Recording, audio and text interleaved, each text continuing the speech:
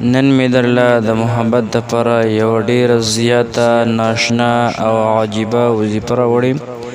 دا دومره مبارکه او دومره ناشنا وظیفه ده چې په دې وظیفه باندې د ډېرو ملګرو کار هغه ډېر زر شوی دی. دا ډېره مبارکه وظیفه ده، ډېر زر اثر کوونکې وظیفه ده او دا خاص الخاص وظیفه ده، دا څوک هر چاله نه ورکوي. دا ډېره مبارک عمل دی، یو پیره ضرور ازماو کوي، انشاءالله ډېره زیاته پیاده به هغه تاسو ته درکوي. السلام علیکم ورحمت الله وبرکاته. زما د اسلامي کوزایب د یوټیوب چینل مینوالو د الله رب العالمین دعا ده چې روغ جوړ به یې، د زندګۍ نه به خوندونه اخلئ. الله هم تل اباد او خوشحاله ساته. الله هم د زندګۍ ټولې خوشحالۍ سره زمونږ هغه نصیب کا.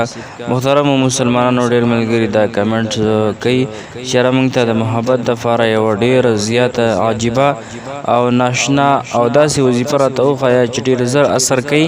د هغې محترمو ملګرو دپاره مې ډېره زیاته یوه مبارکه وظیفه راوړې ده چې دا ډېر خاص الخاص وظیفه ده، ډېر زیاته مجربه وظیفه ده. نو کم خلک چې یاره د یو بل سره محبت کوي یا بعضې هلکان د هغوی څه ذکر رشته خوښوي، مور او پلار نه مني یا د محبت دپاره، نو د هغوی دپاره ډېره زیاته پاورفل وظیفه ده. نو وظیفه داسې ده چې تاسو به دوه تصویران برابر کوي. یو تصویر هغه چې د چا سره یو انسان مینه او محبت ساتي، یو به د انسان خپل تصویر. دا دواړه به ځان ته مخامخ کېږدي او دا عمل به د ماسخوتن مونځ نه پس کوئ. نو چې کله دا دواړه تصویران ځان ته مخامخ کېږدي، نو هغې پسې به درود شریف ووایي 11 پیرې. بیا به چې کوم دی 1100 مرتبه یا ودودو یا ودودو یا ودودو، یعنې 1100 مرتبه به دا الفاظ د الله تعالی مبارک نوم وظیفه به وکړي. چې کله 1100 پیرې دا وکړه، بیا به 1500 پیرې یا حنان یا منان یا حنان یا منان دا وظیفه به 500 مرتبه وکړي. بیا ورپسې 300 مرتبه لا حول ولا قوة الا بالله.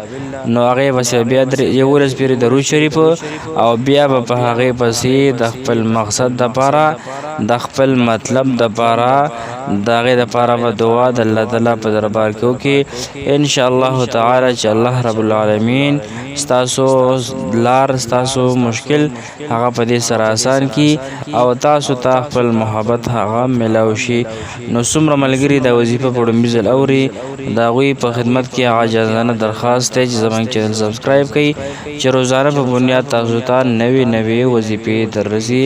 الله هم خوشحاله او آباد ساته.